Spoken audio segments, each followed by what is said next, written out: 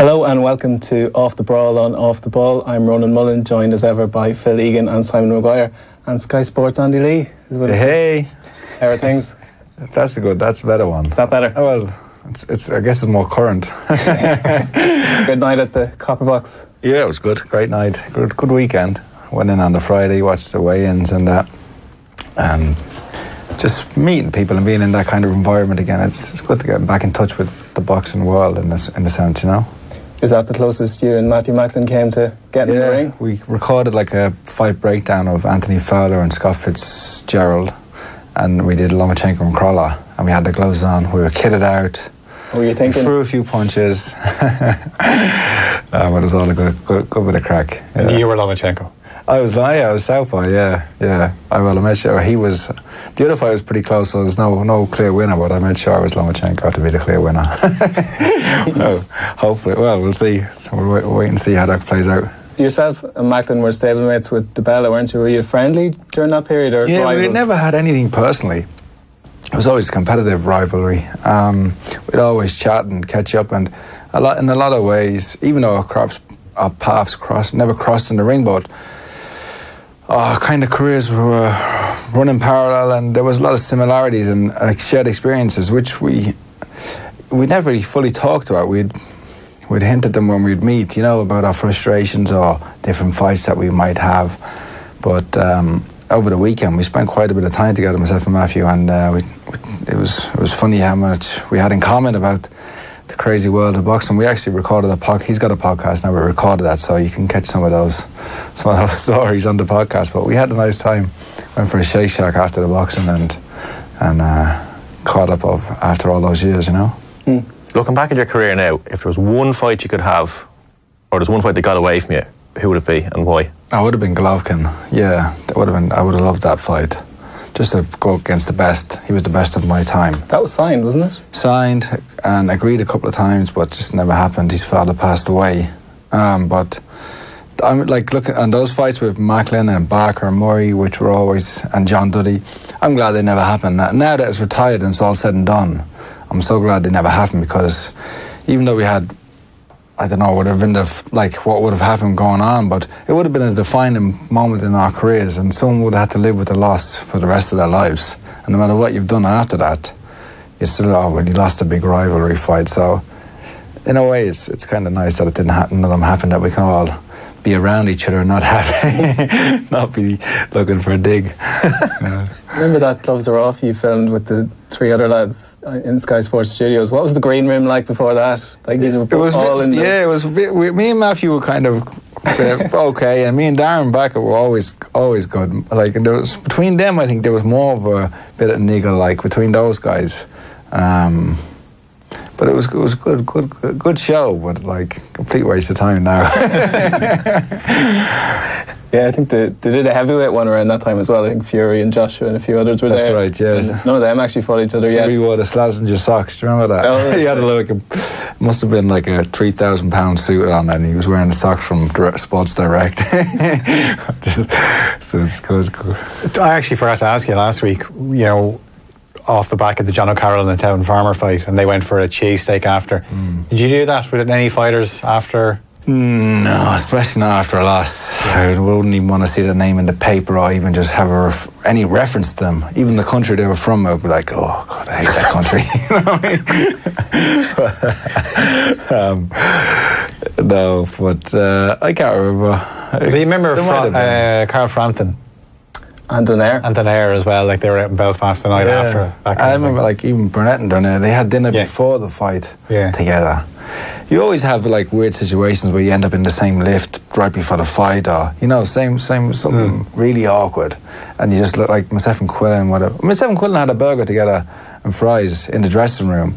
After that fight, he came in to say, before the fight anyway. I wasn't, but it might have been for him because he missed weight. Yeah. Is that where he told you what he's going to edit out of the Netflix thing? Yeah. It didn't make the final cut.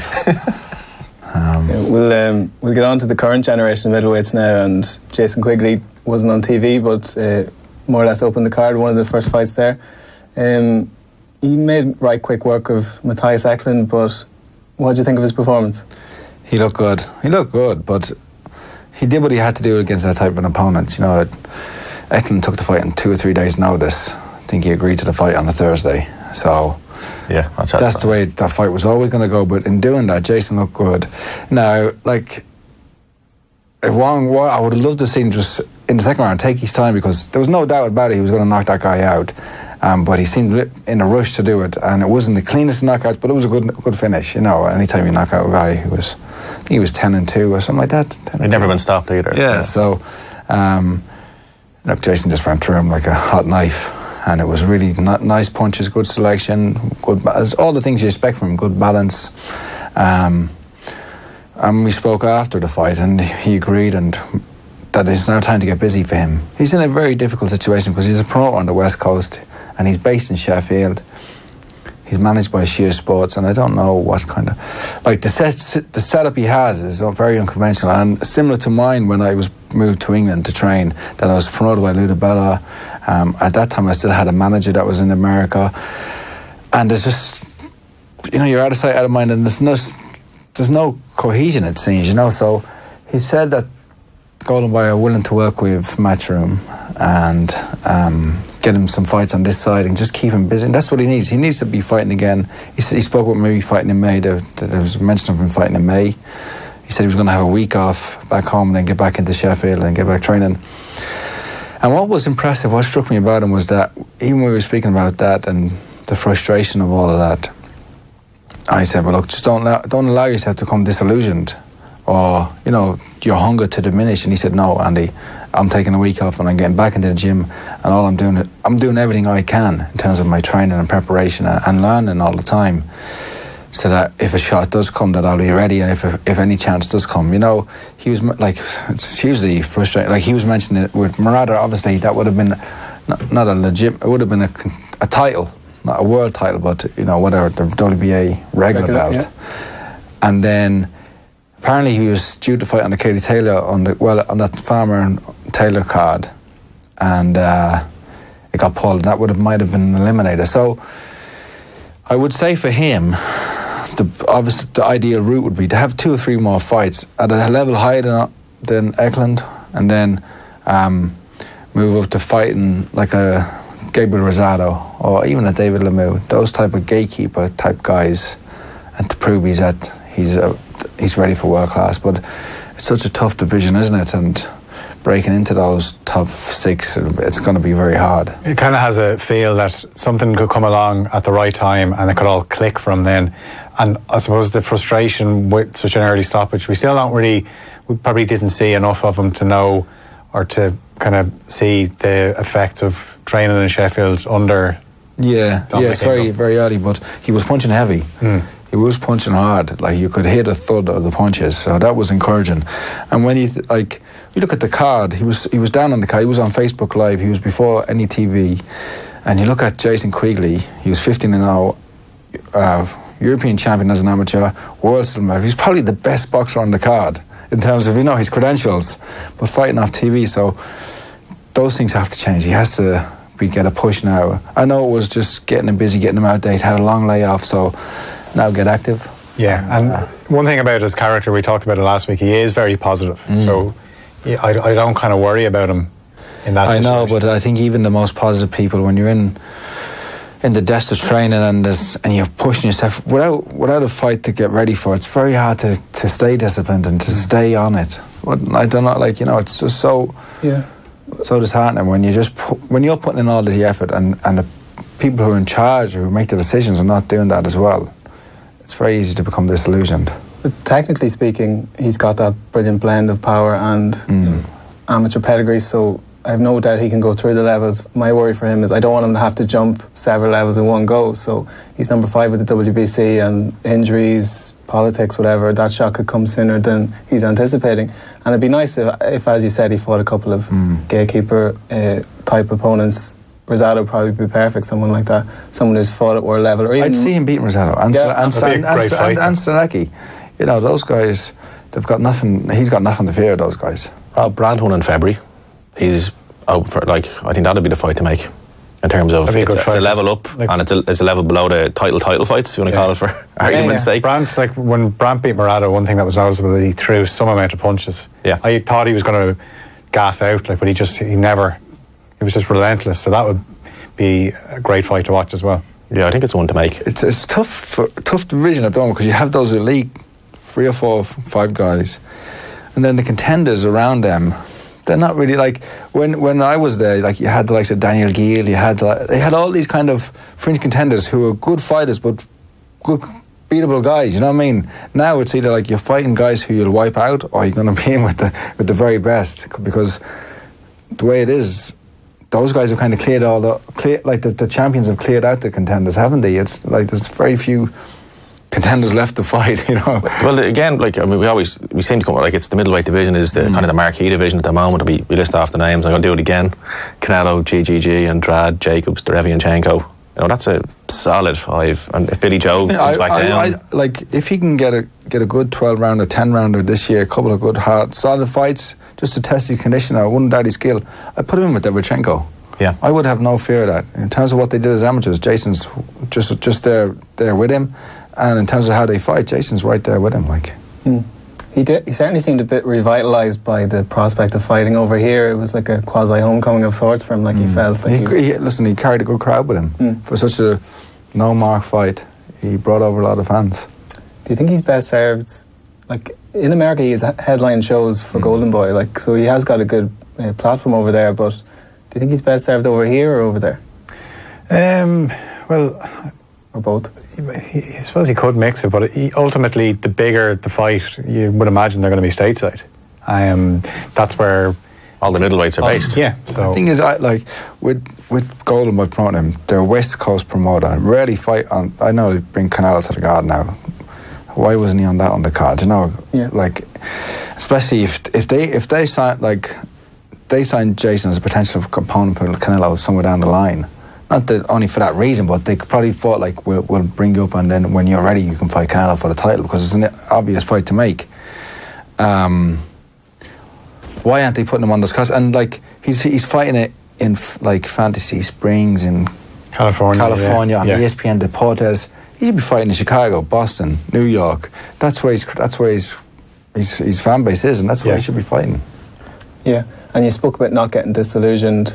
He, like a perfect case in point of that is Charlie Edwards, who had his world title fight, fell short, and then was kind of in no man's land for a long time. And we've seen that over the years. Tony Bellew springs to mind, where they were banging the door for a world title shot, and then all of a sudden the McAfee shot came, and the sky was the limit then after that.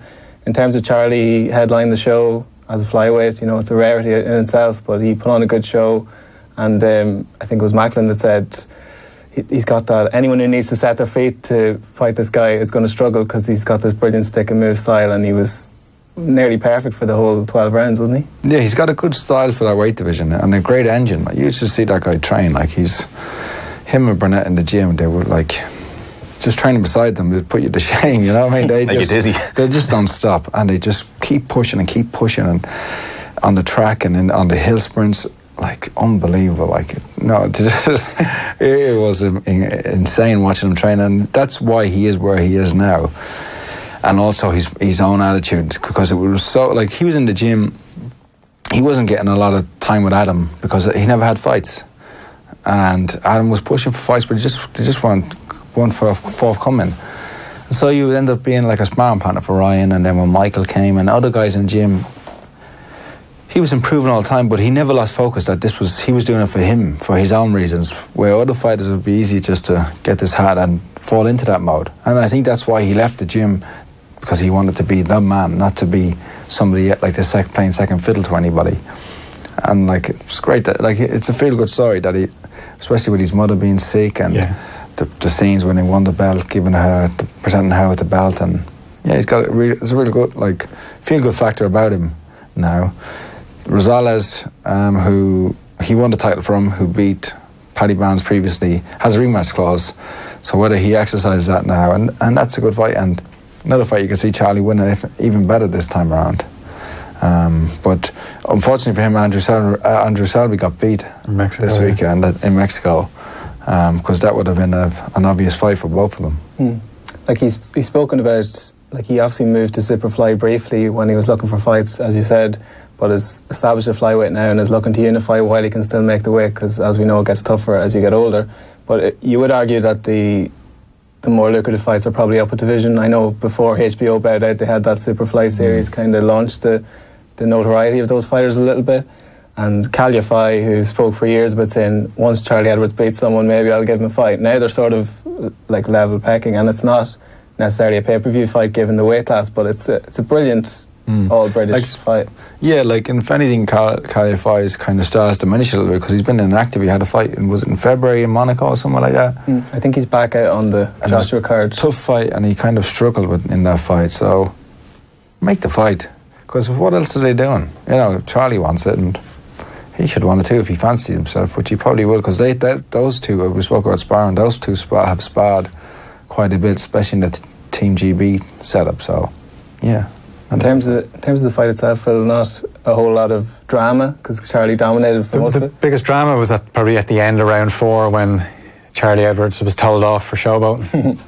And then, of course, the customary apology for the bad language. When did that become a thing that, you know, you're watching a fight at 10:30, 11 at night and you might hear a few swear words where if you flick over, like, you're going to hear swear words in a film, but they seem to have to apologise for the bad language in the corner. Like, boxing is emotional, and his trainer was trying to say, look, you know, we have tactics, stick to them, stop showboating. We're only in the 4th round. So I always just find it strange when they're apologising for bad languages. There's two lads trying to take their heads off each other. Yeah, it kind of takes the mood down a little bit when you feel like you're in school or something, you know, just let them at us, let's get going. Yeah, it was... Let's not tone it down here. You kind of knew early on it was just going to be a case of Moreno was tough and he was going to be hard to get out of there, but like 120, 107 on every card.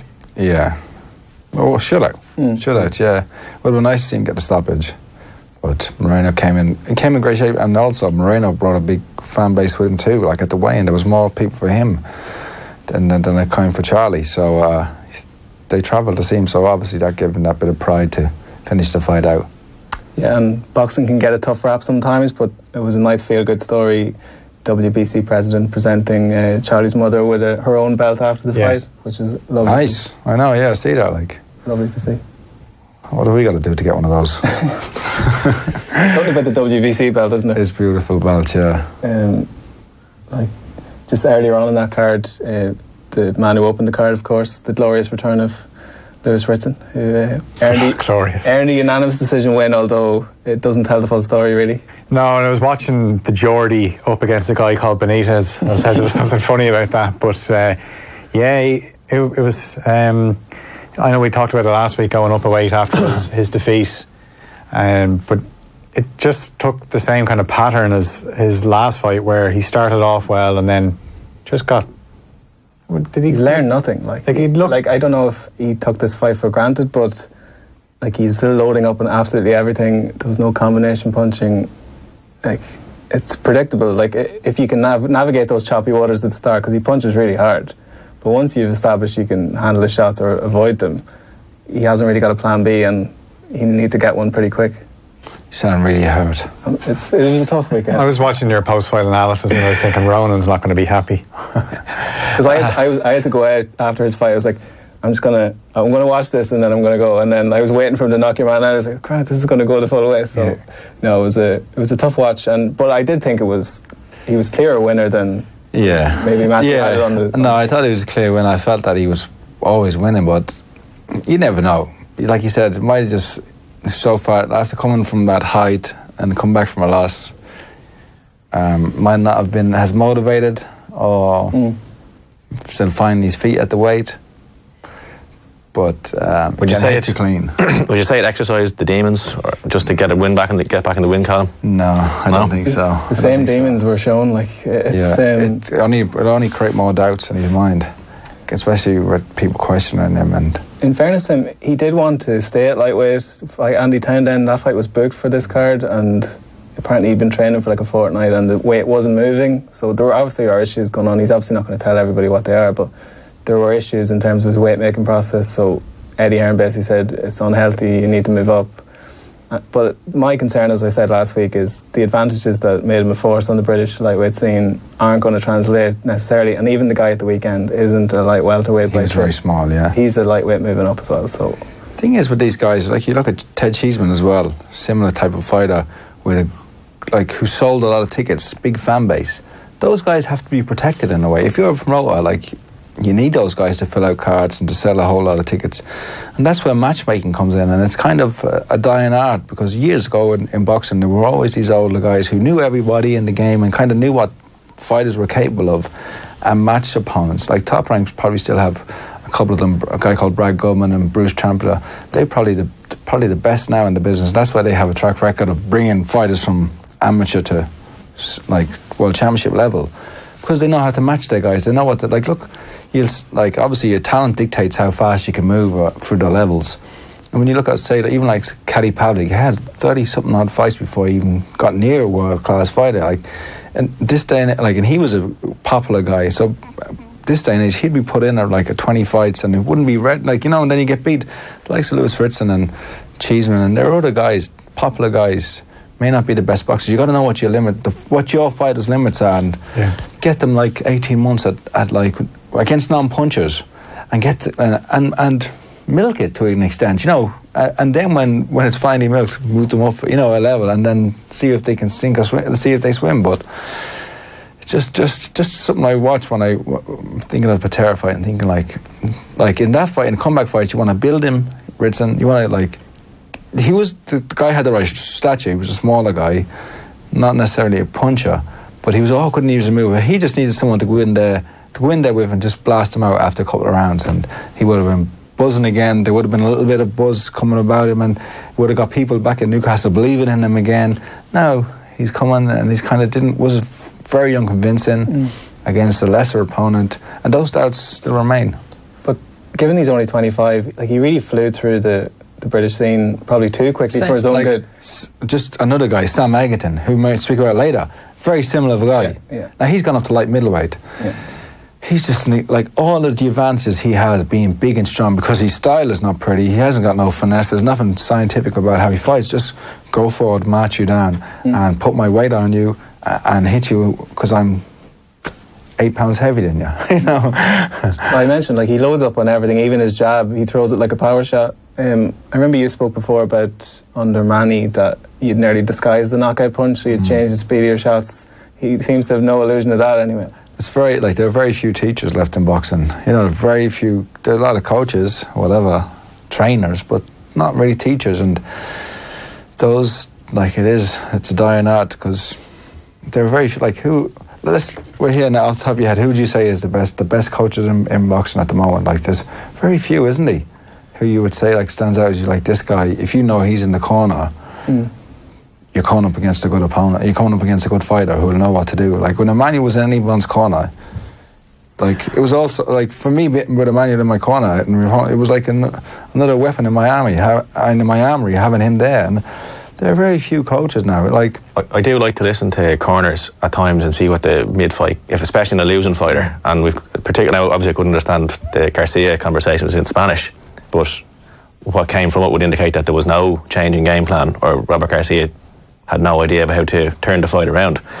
And when you ask the question, you're kind of struggling to think of the great boxing tacticians out there. Yeah, it's like corners are almost motivating rather than actually teaching. They're, you know, it goes back to the cliched, you know, the Hollywood movie, like the photograph of the family kind of going, you're doing it for them kind of thing, which, look, they are. I'm not trying to make a joke of that, but there's no actual direction on how you can turn this fight around.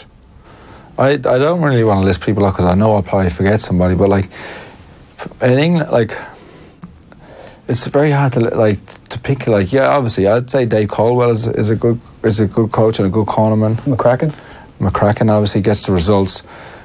Like, I don't want to diminish Rob McCracken, but he kind of has the pickings of the GB team. Yeah. You know, he can pick and choose. But also he is also developing those guys. Yeah. You know, it's as amateurs. McCracken gets, like, he seems to be a guy who does everything very simple, doesn't overcomplicate things, and sometimes that's what you need. You know, I'd say obviously Adam. I'm a big proponent of him.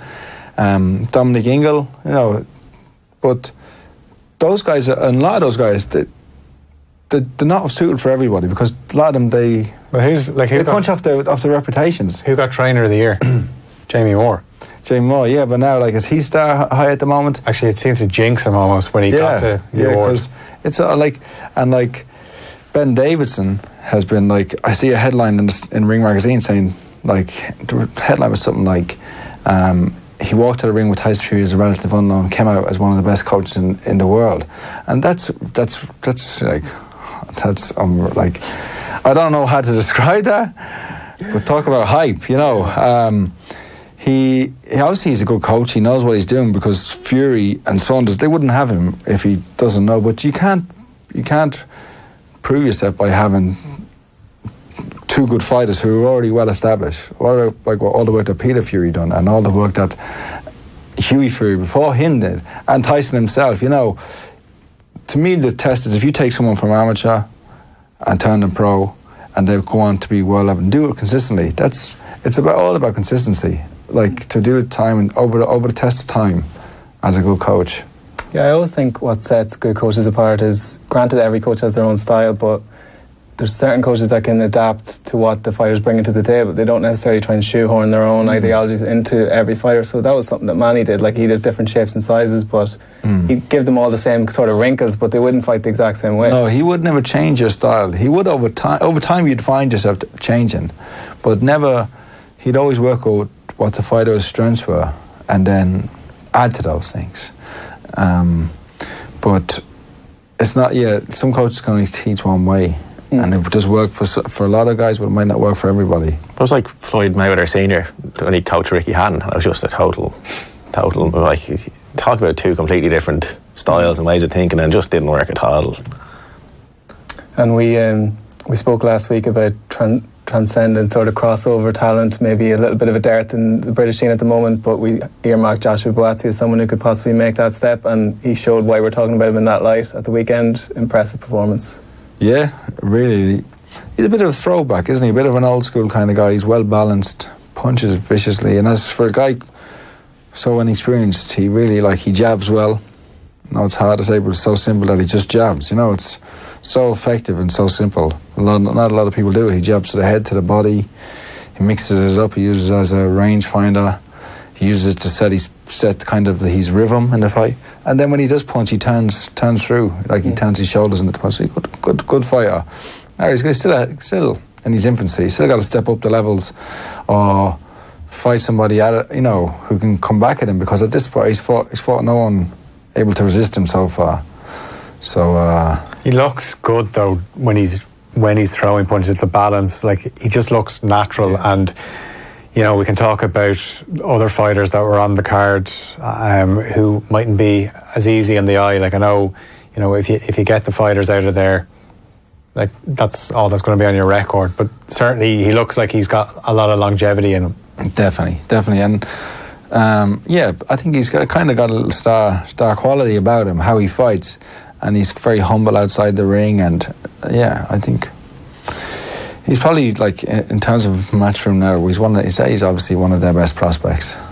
My only concern would be that the second he won the title fight, it was, so you're fighting for the world title in the next year, are you? You know, and it's like, British boxing's in a very good place at the moment, but they need to, like, he's only 10 or 11 fights, they need to calm it down a little bit. Eddie Hearn did say, you know, let's cool the jets here. I know what you mean, though, because like, a lot of British fighters have gone to fight for world titles and skipped European level or Commonwealth level or whatever. It hasn't worked out. No. Like, they've a really poor record in the last couple of years in title fights, title fights. If you look at the light heavyweight division there, you have the Nail, Kovalev, Bivol, Brown. Go on, say, what's his real name? Vazcek, yeah. Walter counting down a moment there. That's why I asked you. I couldn't pronounce it. But, like, even if you look at Badu Jack, is number 8 in the Ring magazine, light heavyweight, that'd still be a very tough fight for Buatsi. So the talk of the world title, I think they need to cool it a fair bit. Yeah. I think they're eyeing him up for Madison Square Garden on the Joshua undercard, but that's what he was saying. He was just saying once he gets the all clear from the medical team, that's what he wants to do. It's almost him and Callum Johnson. Yeah, that's the good fight. You know, Callum Johnson done really well. Apparently Callum Johnson was willing to hold on to his title, the British title, and defend it against Buatsi, but Eddie Hearn convinced him to go fight Monaghan in New York. But I would, like, that's a good fight. That's a good test, because Callum Johnson's a good puncher and he's robust. And he's above British level. Yeah, he's not quite world level, but That's what you got to test yourself against before you go for a world title. Yeah, I wouldn't mind seeing that, whether they're willing to put them in together now at this stage, but I would like to see that fight. And you've always got this dynamic between managers, promoters and the fighters. So with Josh Kelly, for example, I know Adam's keen to fast track him, get him in with top level opposition, and Eddie Hearn's probably saying maybe just hold your horses slightly there. So there's that little dynamic going on with Buatsi as well, I think. The most intriguing thing about him is the whole Jekyll Hyde thing. Like, I've met him at weigh-ins and he's a gent and he comes over and touches gloves and all this kind of stuff, and then when he gets in the ring he's a killer. Like you saw in between rounds, Conor gave him a little shove and Buatsi made a point of going over and giving him a shove back. Just like, he's got that killer instinct in the ring, and that's going to take him far. He's got that nice persona out of the ring, marketable, and then when he gets in the ring he does the business as well. Yeah, the other fight that I was kind of looking back on fights, and Lawrence Okolie was on, and there's a guy who kind of, we're talking about how clean Buatsi looks. Okolie is just, I'd say, he's a nightmare to fight. Even when he was fighting on Saturday and Conroy was trying to get in close to him, because he needs to get in close, obviously the size of Okolie, but he just wouldn't let him. He's just almost like ragdolled him. Yeah, he's so big at the weight and his long arms, and has a good point. Like, those are his only strengths. Those are his biggest strengths. But anything, when it goes beyond that, it just becomes messy. If it's up close or if it's a fast pace, it just becomes very sloppy. But in saying all those things, he's a horrible guy to box against. He would be, and it's going to take someone good to beat him, because he does have that punch, and there's always that threat of, any one punch can finish the fight. Camacho, I question, should he have even been in the ring? You'd hope that he'd retire now after that, because as a guy who, all the signs are pretty bad. That's his 8th loss and knocked out quite a few times. And you listen to him speak, you see the way his legs move in the ring, it doesn't look good, in terms of his own mental health or physical health. Probably should look at retiring now, but hopefully he got well paid for a fight against Okolie and goes out, losing to one of Britain's best, I guess. Yeah, and Okolie still a raw novice in broad terms, because he wasn't that tested as an amateur, really, given the amount of fights. Interesting, he brought this guy in. Did you see the guy in the corner? His coach. I saw him at the pre-fight stuff, yeah. I can't think he was full. His first name's Barry something. Is it Robinson? Maybe, but he's an MMA or combat sports specialist who does short-term gigs with fighters all around the world. So apparently they were training in Morocco for this fight and in Miami for some time. Turned up at the weigh-in in like this kind of smock, like a monk, and quite verbal in Camacho's face, saying you're going down, and it's so over the top, almost making it all about him, even in the ring. I don't know. What do you think the ring walk? That was his girlfriend. Yeah. Wrapped him out. Yeah, that was pretty good. Yeah, I don't know. Wouldn't be my style, but it suits him. Well, there was no Errol Spence with a full college brass band and dancers and all sorts of things. I remember Manny Pacquiao came in with Survivor playing Jimmy Jemison. Did he sang himself into the ring one time, Pacquiao, didn't he? He's a big karaoke fan. For the Mayweather fight, he recorded the song and played it. He didn't come with the microphone and taped up his glove around it. Adrian Bronner wrapped himself in. Oh, God. Yeah, I don't know. Just on Okolie, he punches so hard that his opponents tend to panic, it seems. So he gets accused of engaging on the inside or holding, where oftentimes the opponent's sort of initiating that. And he needs to be better in transition, where, not letting his opponent hold and getting the job done sort of cleaner and quicker, because this is the business at the end of the day, and he has to be a bit prettier on the eye than... It was dirty, it was messy, wasn't it? Yeah. He was lucky not to get the point taken off. I don't know what the ref was doing, because it was quite dangerous as well, hitting behind the head. Like the Askin fight on the Joshua undercard, he got, was it 3 points deducted in that fight? Even the Chamberlain, he should have been disqualified. The Chamberlain fight was so messy, but then when he's good, he's really good. Look at the fight with Luke Watkins. Luke's a good fighter and a friend of mine, but he just was really clinical that night, Okolie. But yeah, I just want this term combat sports. I don't like it, do you? No. Well, it doesn't sit well with me. They're two different things. Well, it's to me, okay. It's like MMA trying to bring itself into boxing, like, you know, it's trying to like equate itself with boxing. Like, boxing is boxing, you know what I mean? Yeah. MMA is MMA. Don't try and come under like into our, like, I don't know. Folklore. Yeah. Just combat sports.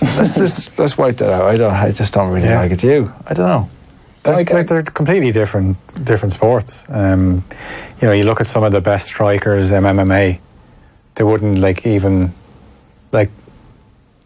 they would look so out of place against average boxers. Yeah.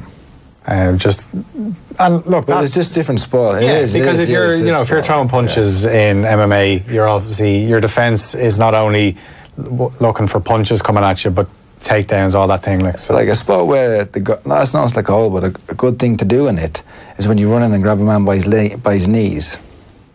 That's not good to me. You know what I mean? That's not. I don't want to.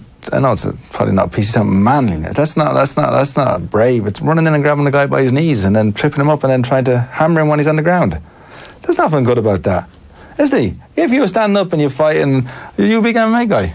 Come on, yeah. But I know. I don't really like. Grab him by the legs there. I don't really hate it, but I just think like. I was just thinking, this is what's cheered, running in and grabbing a man by his knees, and then pounding him with this part, like, and I don't know. I didn't like horses. I guess everyone to their own, but I only got into MMA maybe in about 2013, and I suppose I like Conor McGregor. I think he's what he's done is incredible, and his fights are always events. But outside of that, I wouldn't even switch it on if it was like. Yeah, no, I know exactly where you're coming from, and genuinely, I've only been an MMA fan for about 5 years. And it was a friend of mine who was go easy on him. A friend of mine was a jiu-jitsu. No, you have to defend it, man. It's there. I was in a similar position where I was just like, what are you doing, just lying on the ground hugging each other? There is a lot of art. Like, I'm not art, but there's a lot of technical stuff side to it, I guess. And it is when it's at its best. It's probably like chess in terms of, you know, you pull your hand in, I'm pulling here, and grab my legs with. And let's keep them separate now. In this studio. Okay. I think we do. I know, yeah. I was just doesn't sit with me. So you had a good night at Copper Box anyway? Yeah. Back to the box, yeah. What's it like as a venue? It's pretty good. Yeah. It's pretty good, yeah. I was there for the Olympics. Not sure if any of you guys got over to see Katie Taylor and the rest of the lads boxing. But it was pretty good. Yeah, it was nice. And it was good. I had a good time. I'd never really spent any time with Carl Bradshaw, talked to him, you know, besides hello and goodbye. And I had a really good laugh with him. We were enjoying the fights together, and the booth turned up, and it was a bit of crack, yeah. Did you ever spar with Carl Bradshaw? No. Didn't get covered, no? No.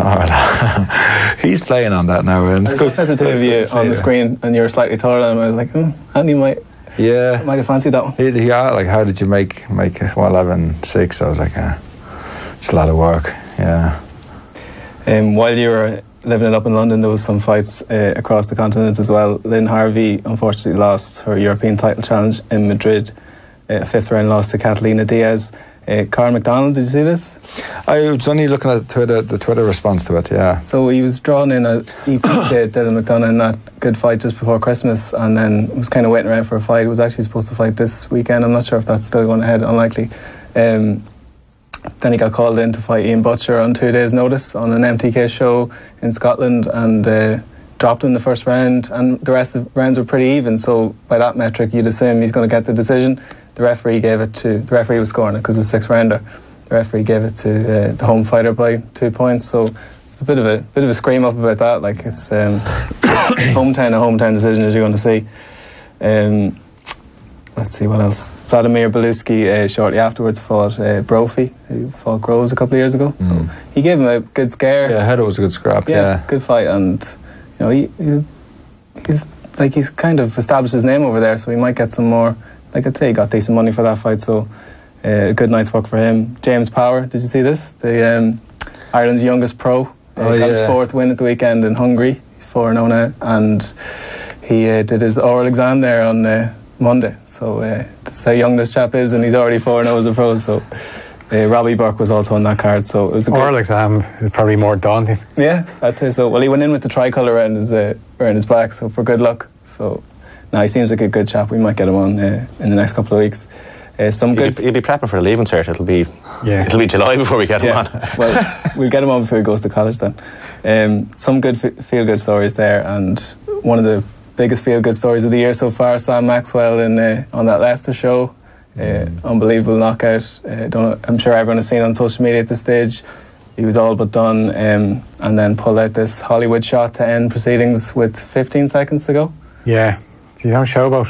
No. We were talking about Charlie Edwards earlier getting a rap on the knuckles from his trainer for showboating. So I think anyone that watched the clip was delighted when they saw it. They just thought that's what happens when you showboat. Yeah. I was trying to think of other sports where this can happen, where someone, in theory, like in a football match, you're 5-0 down and then you score one goal that wins the game. It doesn't happen. Yeah, it's, I suppose, the equivalent, maybe American football, the Hail Mary at the end, that kind of play. But even that game is tight if there's only one score in it. Like, this was pretty... It was pretty clear who was going to win. If the fight ended 15 seconds earlier, there was only one winner. And he knew it. The two of them knew it. It was a beautiful shot. Was he out cold or did he get to his feet? He got to his feet, but the referee... Like, stumbling all over the place. The referee should let him go on. Do you think? Yeah. He wouldn't. The ref was holding him up. Like, can't even... he couldn't even... I see that, yeah. Some ways I feel sorry for the guy. It's tough way to learn that lesson. Well, for Sam Maxwell, he lived forever now. Whatever happens, Sam Maxwell. Like, the showboating in it, there was over-the-top showboating. I know, yeah. It was disrespectful. It was. Yeah, it was. I've seen it. It just means anyone fighting Sam Maxwell in the future is going to have that in the back of their mind, thinking if they're coasting on the cards, thinking this guy is still dangerous to the very final bell. Well, a good lesson for anybody to take heed of, I guess, any boxer out there. No matter how far ahead you are, keep your hands up till it's over. A Hollywood shot, as I said, because it wasn't as if he was hurting him throughout the fight. That was the first time he really showed his power in the fight. So just showed these things can happen. I think Frank Warren you can see him behind, he just stands up as if like man from heaven, how did this happen? So these things do happen. That Sam Bowen headlined that card in his hometown, and Nathan Gorman fought Kingpin Johnson, who's been around for about 60 years at this stage. Yeah. Made a living out of basically testing the mettle of these British prospects, and took Gorman the distance again. And probably get more work now off the back of that. Fair play to him. I remember before he fought Joshua, he was saying, I have the antidote for Anthony Joshua. I think it lasted 2 rounds, but that was a good night out for Kingpin. Over the weekend, Lamont Peterson, I think it was Sunday now, retired on a loss. Sergei Lipinets stopped him. But Lamont's had a good career, maybe tainted slightly with that drugs test after the Amir Khan fight. But the Amir Khan win is probably the signature moment of his career, would you say? Yeah, he's had, to me, he beat Danny Garcia. I thought he was robbed in that fight. I agree. And a really, really good, world-level fighter, over the test of time, always competing at the highest level, and he was in the USA team in 2002 in Cuba at the World Junior Amateurs. We were there together, and then we obviously fought together on that card in Brooklyn when he fought Garcia. But yeah, one of the world level fighters for the last how many years? So yeah, you couldn't say he shirked a challenge. I mean, he Spence, Garcia, Matisse, Bradley, Ortiz and Khan. Now, he lost the majority of those fights, but you couldn't say he shirked a challenge. Yeah, the Khan fight obviously is a standout win. I think back to the fight, it was a very strange night where it looked like it was going to be a comfortable enough night for Khan, and then things started to change. He got docked points, then there was the controversy around the scoring, the man in the hat, which people were claiming was an IBF official, but Andy, you've the insight. I can't think of the guy's name, but he was actually, I met that guy previous to that fight. He was in the Klitschko camp when Michael Hunter, the heavyweight contender now, was amateur, and he was kind of managing him. Right. And he's just basically a guy who makes himself busy. He would have just been hanging around the table looking important, trying to look important. I don't think he has that kind of... I don't think he had that type of sway. Yeah. Didn't appear to me anyway. Yeah, it was such a close fight. It was one of those fights when it was a split decision. They're reading out they're announcing the winner, and you don't know which way it's going to go. And the feeling was Khan won it. Yeah. But then you're fighting in DC, you know, in this guy's home. A point off, didn't he, in that fight? I thought did he not lose 2 points in that fight?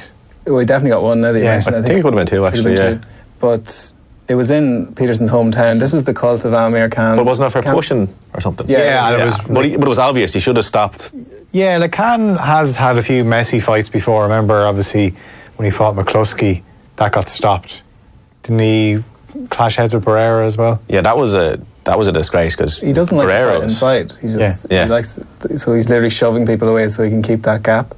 But he was warned. It was very. I remember now thinking back to it, was very obvious, and he was warned. And the man, when he took the second one, he was like, "What are you doing?" I think one of them was for that. I think maybe the other was for back of the head. We should watch this back. We really should have watched it back before we talked. He was on such. What I do remember about the whole thing was he was on such a hot streak at the time because this was Amir Khan 2.0. You could nearly write off the British Prescott thing. You know, it's like the British Prescott was almost seen as an aberration. You know that these things happen. HBO were really giving him the push at this point, and he'd beaten Maidana, Judah, and McCluskey in the middle of that as well. So he was on a hot streak, and he went to Peterson's backyard. This is how confident he was. And confident he'd do the job, and Peterson was just determined, and he ground out the rounds he did when he ground them out. And you know that's what Peterson will always be remembered, the guy who'd fight anybody. And we could do it more of them in the welterweight division these days because it seems to be the thing that no one wants to fight anybody. So we have our fingers crossed for this year, though. Nothing's lined up yet. There's a couple of great fights that can be made. Bob Arum tweeted last night. Yeah. Al Heyman's not on Twitter though. I know, but it's sending out a message, isn't it? A little bit. We can hope, can't we? You know that there's something behind it. Unless Amir Khan ruins it all by unbelievable beating Crawford.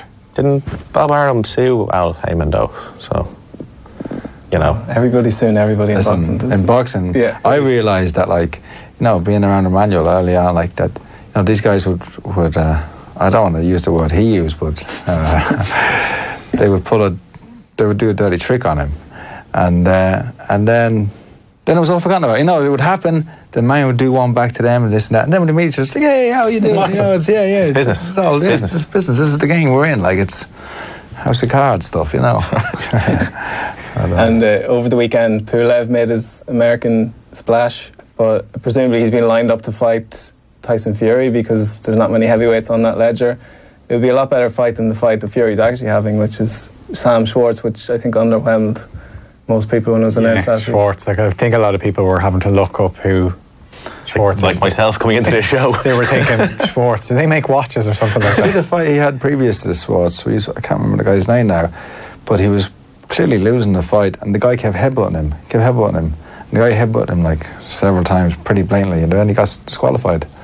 So like he's unbeaten. He's 24 now. He beat Gashi, who is big tall guy, is fighting. Good opponent. I think it's a good. I know, like, people, like, from the fans' point of view, it's not a good opponent, but from Tyson Fury's point of view, and to make your US debut, to look good against, it's a good opponent. He's got a decent overhand right, but he's given up advantages in height. He's going to get flattened. He's going to get flattened. He's about 6. He's going to go. Let's save our breath here. Yeah. He's going out there to get flattened. But he probably won't get flattened, though. He's going to get flattened. He's just going to get out pocket. I don't like doing it. He's going to get flattened. He's going to get flattened. Like, is that not a chance Fury will just want to get more rounds under his belt and think, I'm just going to box this lad? No way. He's going to flatten him. He's going to flatten him. I mean, your man is... Fury's around to go now. He's ready to fight now.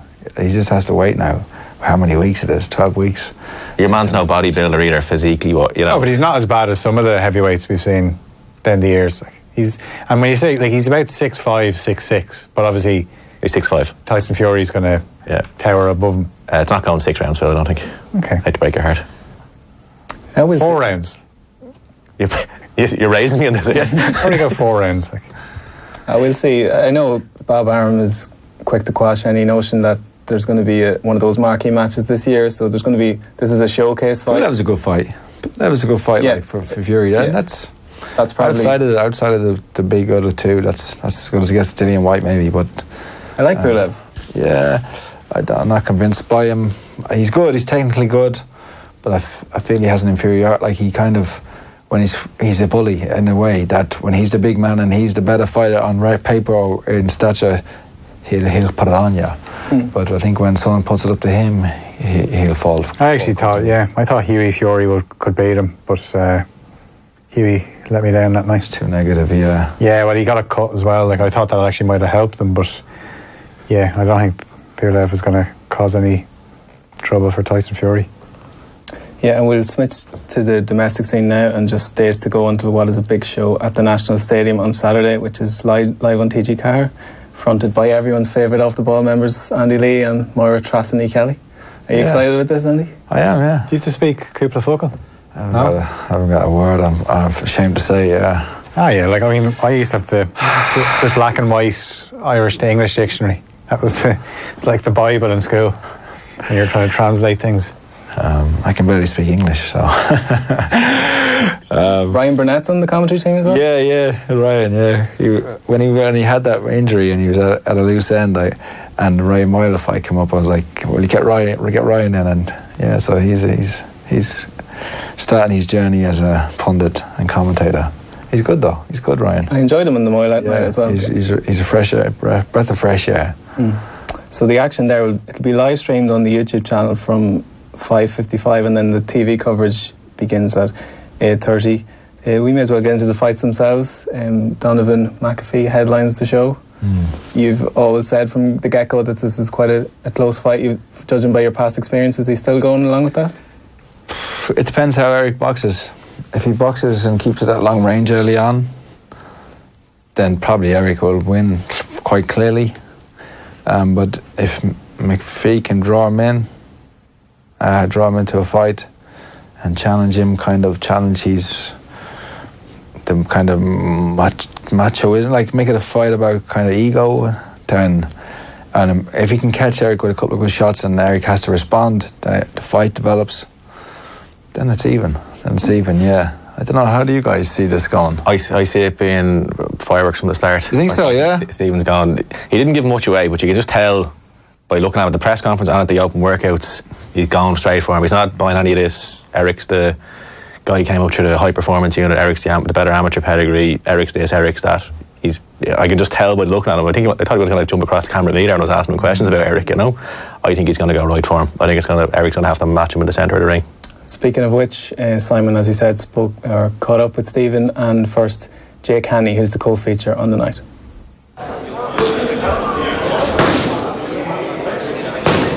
We're less than 2 weeks out from the fight. How are you feeling? How's training going? I feel great, mate. I feel really good. I'm ahead of schedule, and the camp couldn't have went better. No excuses. Looking forward to this night, you know.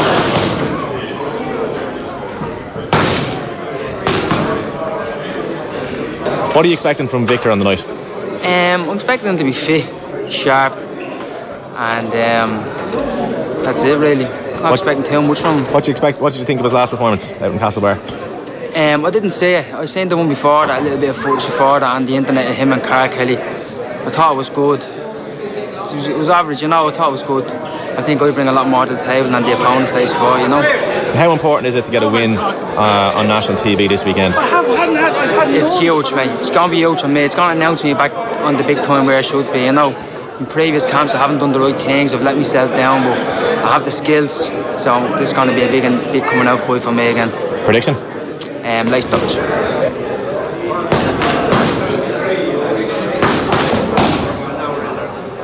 2 weeks out, how are you feeling? Great. Fantastic. Do you think all the pressure's on Eric going into this fight? Yeah, 100%. I saw you eyeing him there during the warm-ups. Can you take anything from these sessions, or it's just having a peek? To be honest, I wasn't looking. I was just looking. The body just told me to look, so I had a peek. Rude not to. I'm sure he would have done the same if it was the opposite way. And I'm sure he did look at me when I was in there. So something that wasn't mentioned at the press conference was that you guys actually sparred together a couple of years ago. Can you take much from that, or is it so long ago now that it's just? No, there's two ways you can look at it. You know, we sparred twice, once here and once in Bray, and it's so hard to pick up things from it because some do be in camp, out of camp, and stuff like that. But I don't think it'll matter at the end of on the night. But it's just the way it goes. I just don't think it'll matter. It'll just give you a little feeling, but it's a different ball game when it's fighting. And just in terms of the weight, I know you're dropping down. Has there been any issues with the cut, or are you feeling fresh and healthy? So far, so good. Everything's going according to plan. Great stuff. And just fight night prediction? Me with the win. That's why I'm here. That's why he's here, Phil. You're looking quietly confident there. And doesn't give him much away to Simon, like, you know. No. Why didn't you penetrate, man? Why didn't you find out what he's doing? He was like a closed book, Andy. What punches is he going to throw? But when he hopped into as I said last week, he was looking at Eric very, running behind me, and he was getting more and more agitated. I could hear him jumping hard around on the stage behind me. Yeah. And then he hopped into the ring, and he gave the pads a good old workout. Like, so he looked sharp, didn't he? He looked sharp. He did look snappy. Like, there was a good snap in the punch. He looks a bit more compact than Eric. I don't know if just physically, but as I might expect him to go right at Eric, and Eric's going to have to respond, and I'm expecting a barn burner on the night. Is there any worries about Eric's injury? His kind of time out? Speaking to him, he's not mentioned anything. Yeah. And I think if there was, he wouldn't feel like he'd have confidence in me to tell me. But honestly, he's not.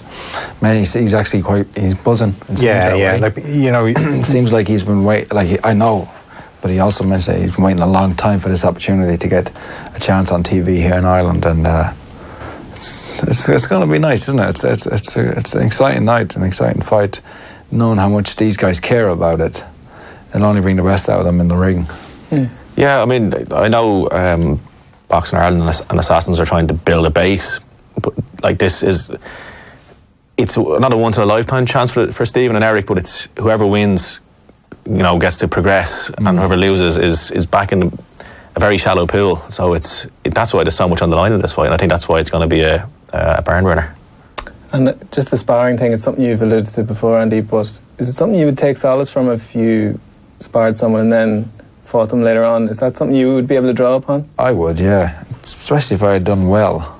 I feel it's like you're already you've got one over them already mentally. But the spar was quite even. So I don't think anyone could take anything from it. They'd only take something in terms of... but they wouldn't even remember the nuances or the kind of smaller details. You'd remember... Maybe if you landed a good punch, or what punch worked, or if you won, if you felt you did the better of the spar. That's so. It's been a couple of years, so because it was so close, they probably won't remember much about Those sessions aren't recorded, are they? No, sessions. They weren't recorded. We don't think they are anyway. And it doesn't really matter now. He's with a different coach, Eric, and it'll be interesting to see how that works out. And it's a big, how can I say, a big occasion for Kenneth Egan as well, in terms of him being the lead trainer in a big fight on TV, and how important it is to Eric. So, as well as Eric has to perform, Kenny has to perform. He has to be. I'm sure he will be prepared and be able to influence the fight when it's getting heated. And if it does go the way you think, Simon, then Kenny will have a big part to play in it. I mean, I spoke to Kenny as well last week, and he said, look, Eric has to perform, but I think it's going to be... I thought he was very good in that interview. Yeah. It's not as only short, but I thought Kenny made a lot of sense and really put things in the right place. He didn't kind of put it up to be something that it's not. He just put it plain and simple. This is what Eric has to do. Forget about the past, and this is what we're here to do. And I thought it was quite good. He seemed quite confident. And the co-feature, as I mentioned, on the night, we've heard from Jake Haney, and his opponent on the night is Victor Rabe. Simon caught up with him as well. I had my last spar today. Everything's gone perfect. Camp fucking flew by. Everything's worked. I've got the perfect sparring for Jake. Fitness is brilliant.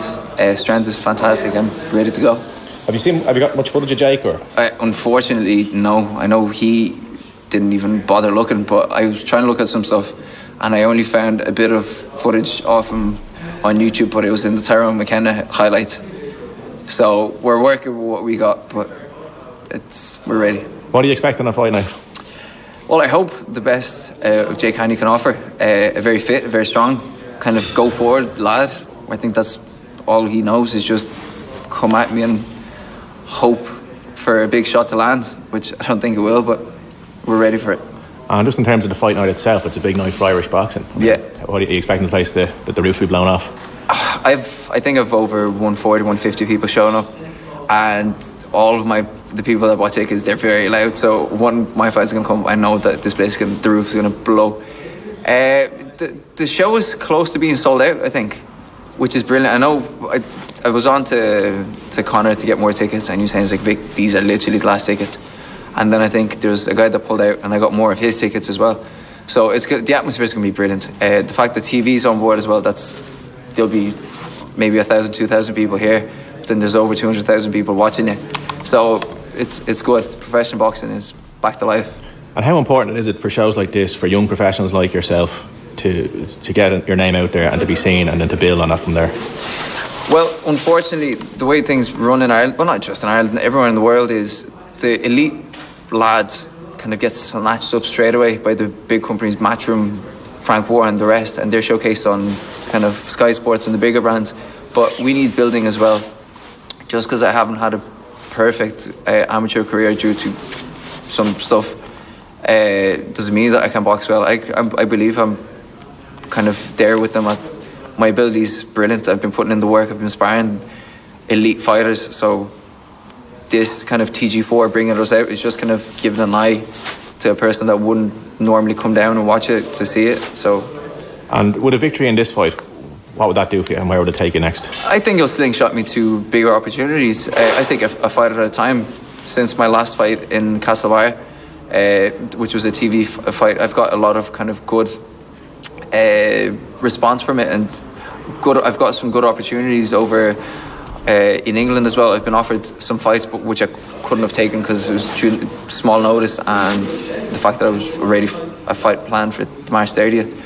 But I believe after this fight there'll be opportunities to pop up. There you have it, Victor Rabbi in confident mood as always. Has been sparring with James Tennyson and David Oliver Joyce for this fight, so he's well prepared.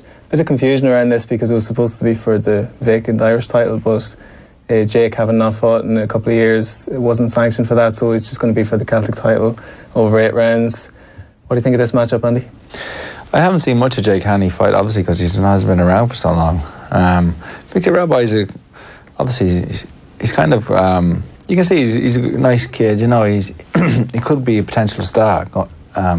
See how if he's got the skills to back it up, to kind of to back up that. But in terms of an appealing young character, he's quite engaging and he has a kind of, when I've seen him, has a pleasing style.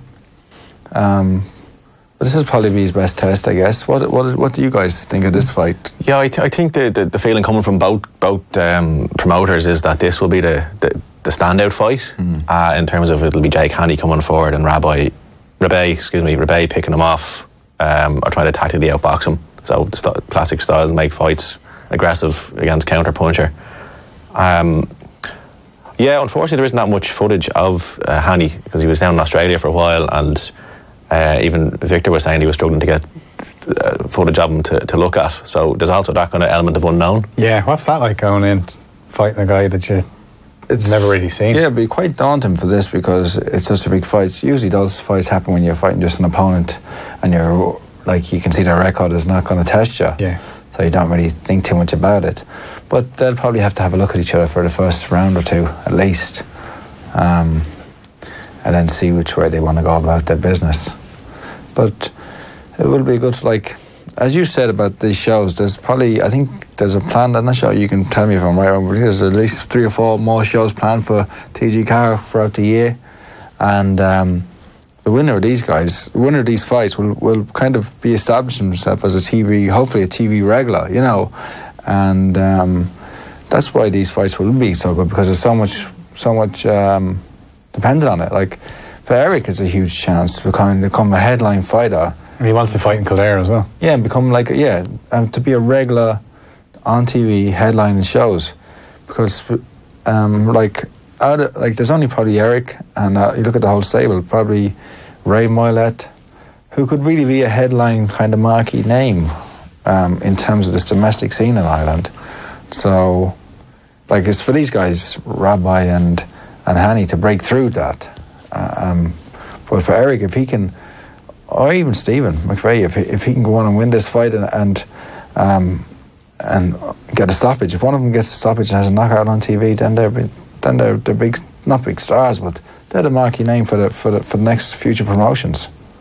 And I know Haney, we've spoken about his inactivity, but it was quite fought a lot as an amateur, I think 130 fights, and can punch a bit, so it's going to be a bit of a threat, and given that fear of the unknown, it's going to be a good matchup, I'd say, Simon. Yeah, again, just to go back, like, the professional scene here is so limited. You need a win in this on Saturday night to carry through to the next event, whenever that is, in August, September. to make sure you're in definitely on the card. Because if you lose, you might, there's not that much of a pool to fall back into. And that's also Leonard is keen to make the point that it was always the case that the pro scene in Ireland, you'd be built up, and then if you lost the fight, the whole thing, all the air comes out of the balloon. Whereas this time, a loss isn't the end of the world. He wants good competitive fights, all Irish fights, and this is a perfect example of that. Yeah, well, that's exactly. But I mean, this is only the second card into it, so there's still a bit of build-on to go yet. But they're going about it the right way, but then there's just so much on the line for these guys, and that's why I'm expecting the main and the co-main on Saturday night should be just crackers. Like, I'm looking forward to Matt Quinn too. He always brings a good fight. He's always in a good scrap. I thought he was unlucky in his last fight. Was that against McDonough in the Good Council? I thought he won that fight, but Matt Quinn's a good scrap. I like. Even if you do lose though at the weekend, if you put on a good show, you're going to get called. Yeah, if you stink the place out and you lose. Yeah, you might not be on TV, but you might you'll definitely get on the show because, like you said, the pool is so thin that they're going to have to match you with somebody up. You know what I mean? So there's still a few tickets left from what we gather. So if you're kind of trying to say to somebody who's kind of thinking, right, Saturday night, I haven't made any plans. Should I go down to the National Stadium? And if I am going to the National Stadium, what's in store for me? Apart from the fact that apparently you can bring your booze to the seat. I think that was off the record, but yeah. Okay. That's a key point of information, I think we'd all agree. Yeah. That card is obviously on Saturday, and the night before in Belfast, another good all-derby card, headlined by Luke Keeler against Conor Cummings 2. We had Luke in a couple of weeks ago, and he was in confident form. Fancies he's going to do the job again. You were at the first fight, Andy. You fancy this one to go quite similar, or what's your feeling? Yeah, you'd expect Cummings to improve hugely because he can only improve because he was, I'm sure by his own admittance, he was quite bad in the first fight. Keeler boxed really well, jabbed really well, moved really well, punched really well, and managed a very bad cut really, really well. So it's hard to toss, like, you can. Obviously, Keeler's a huge favourite because he dominated the first fight. He was a clear winner. But Cummings has to come with a lot more.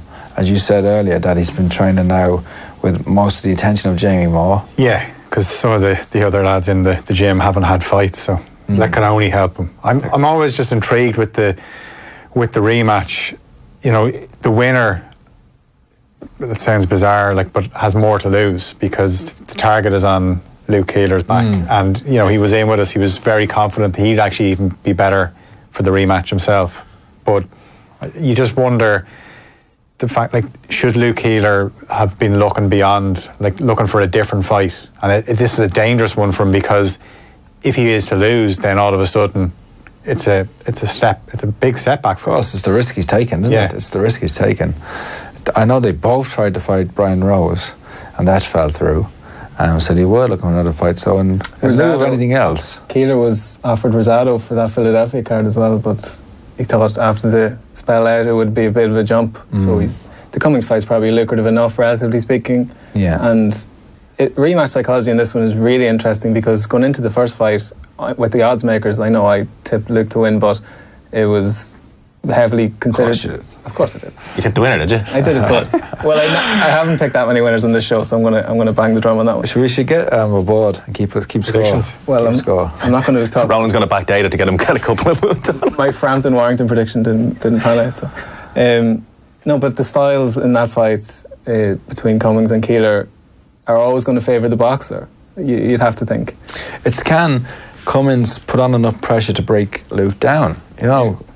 And the first fight definitely didn't, because after the first couple of rounds it was clear to see that Luke wasn't for folding. He wasn't he prepared so well, and he said he's prepared equally as well, if not better this time round. But Cummings can only get better, so he's going to come harder. He will hopefully would have addressed the mistakes he's made in the first fight. And like you said, the psychology of it is huge. Obviously, Luke thinks he's going to win because he's won so easy the first time round. Cummings thinks he can only get better, so that would be enough to win the fight. It's a huge fight for both guys. If Keeler loses, then then they could have a third rubber match and then that's it. But if Cummings loses, then he's got to take a look at himself and his career. So there's a lot on the line for both guys. But just to go on from that, there's two things. More often than not in the rematch, as Krill was saying, the guy that loses or guy or girl that loses has the advantage because they can make the adjustment. And then secondly, Luke had a broken hand which he had to heal for the last while. It was just coming back. He was talking about changing the point of contact on his punches as well because the hand was broken. So he has that to deal with too. So it could be a lot closer this time than maybe people expect. To me, in a rematch, no matter what the first result is, the better boxer, the technical boxer, will always wins the rematch. So with that logic, you'd say Keeler wins. Like, you look at most rematches, some guys can always get lucky, or you could have an off night so that the aggressive brawler guy will win, or can throw a good punch. Like, but in terms of whoever's the better boxer will win the rematch. So it can come and show a different side of his game. So far, he's just been kind of a bull, going forward, being aggressive and trying to bang hard punches. But has he got any other aspects? As an amateur, Cummings was very, very good as an amateur. Like, him and Jason Quigley were touch and go for a long time, and Darren O'Neill, they were all like very, very close to each other in terms of their fights in the stadium. And he done very well in the WSB as well. So he does have more to his style, to his game. He's not just he has to kind of get away from that, I think, a little bit and show something different, because going forward didn't work the first time, and if he does that way, he probably won't work the second time. He has to show something else, and hopefully that's what they've worked on. But I don't want to make a prediction because I know both guys pretty well, and everything will point to Luke Keeler boxing and winning the rematch, but Cummings might surprise us and come up with something new. And Luke was saying, Phil, he wants to take. There was a lot of talk from the Cummings camp after the fight that they underestimated him and didn't perform, and Luke wants to take those elements off the table and just bring him again. If he beats him, and going back to what Simon said about his hand, so he's actually promising that he's going to be hitting harder for this one. He thinks the point of contact now is right where it should be, so he's going to be hitting with the sweet spot. So he thinks he's going to be even more dangerous in terms of the power that he brings. But yeah, if he wins convincing, then that's it. Because Cummings has said in the lead up, I was dreadful on the first night, but he has no excuses. So yeah, really looking forward to it. But as well, might have underestimated him because, Luke was far from convincing in his previous fights. When you look at the fights like Darren Cruz and different fights, but they were all quite tight fights, but he'd never had any this. That was probably the first time he trained full time for, and was able to do that.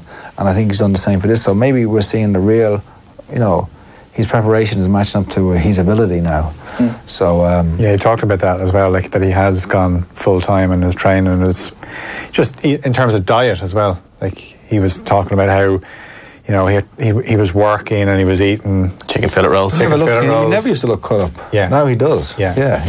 You can see it. You see it in his jaws, quite sharp. So. Yeah. So Luke Keeler's going to win that one. It looks like it. Well, it's still a 50-50, but as Andy said, when it's boxer against a puncher, more of a puncher, you're always going to favour the guy who can make more adjustments, and I just think Luke is in that category. On Saturday, a good card in Liverpool. I know you were doing a bit of a exhibition on Fitzgerald against Fowler, Andy. It's a good fight. Former teammates. Yeah, and if they'd fought, you just see the Twitter back and forth. A lot of Neil there. But it's a good fight.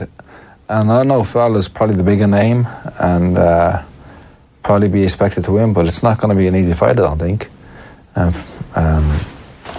Fitzgerald's good. He's solid, he's aggressive, and you can only see this fight going one way, which is that they'll have a tear up. They'll go at it. So it's a good fight, yeah. And then the main event, similarly, it can only be action. You have to assume Liam Smith and Sam Eggington. And that's another good fight. It's a fight no one really doesn't really mean much. No one's riding on it. No one really cares about. But there's a lot riding on it if you lose, because whoever loses this, they're pretty much done, aren't they? Well, Eggington's still very young, but no, I take that point. But where are you going to go? After this, you'd favour Smith, wouldn't you? Big time. I don't know. What do you guys think of that fight? I think Liam Smith's a very good fighter, and he's just got a style. I think he'd just be too busy, too compact for Eggington. I think he'll stop Eggington. Bigger man too. I think he's going to stop him. Yeah, and he's only really been beaten at the top level, Smith, and even he had a bit of trouble with Liam Williams the first time, but in retrospect that actually was a tough fight because Liam, as since proven, he's a really good fighter as well. Also on that card, David Price, still hanging around trying to get himself in that heavyweight picture for another big payday. Why do you look so perplexed? I just think that he like the way it started for David Price, he was knocking people out in a couple of rounds, and this was a chance for a guy from Liverpool that he could get a big following. But then as soon as he started losing, it just spiraled, and I kind of he got his chance at Povetkin and had him in trouble in parts of the fight, but just the way the knockout, he's been in some brutal knockouts. And he's come back and he's lost since then as well. And so, you get knocked out easier as it goes on. You've seen that concussions, and you just hope he comes through unscathed. Yeah, no, he keeps coming back, and you can't question his courage for coming back all the time, but you kind of have to wonder, you've been in the ring before, you kind of wonder, you just have to have a look at yourself and say, it's not going to work. You have to question someone's motivation, don't you? What's he chasing? What's anyone chasing in terms of when you've lost several times? I can't what's left can't for him? See he needs the money. Does he need the glory? He just doesn't. Does he? I don't know. Not want to go out in a loss. I don't know. Maybe, yeah. Maybe he wins this weekend. Only he can answer. Only he can answer those questions. Yeah. And apparently, this guy's fighting, this Cash Ali, is tough. Yeah. Tough hombre. So I wouldn't. It's not. It's not going to be the home. But his fights are always entertaining because he can bang, but you also know that if he gets caught, that there's a good chance he won't get up. So the Povetkin fight in particular, that was a bit of a shootout, and it just shows he's got power to mix it at the top of the division. He just doesn't have the chin. He's a huge puncher. Yeah. Huge puncher, but that was it. When he first started, I was thinking, this guy's going to be unbelievable. And then when I first saw him get hit, I was like, I'll just revise that. We'll tone it down a little bit. Yeah, but because he hadn't been in fights where he was getting hit. But no, I like him, and I just wish maybe he'd call it. It's because he's a Liverpool fan. Look, might have something to do with it. Speaking of Liverpool, Robbie Davis Jr. is fighting for the European title this week as well. On that card, Joe Hughes in that fight, and the winner of that is lined up to face Lewis Ritson. So see the way I've tied the whole show up together. Unbelievable. As if you scripted it beforehand. I am a pro. So there's a good bit of Irish interest this week aside from the card in Dublin, but we'll get to all that next week. We'll recap all of that. I'll see you all there on Saturday, lads. Yeah. Yes, indeed. Hopefully see some of all of you down there as well. Thanks to producer Tom for putting the show together. We'll chat to you next week.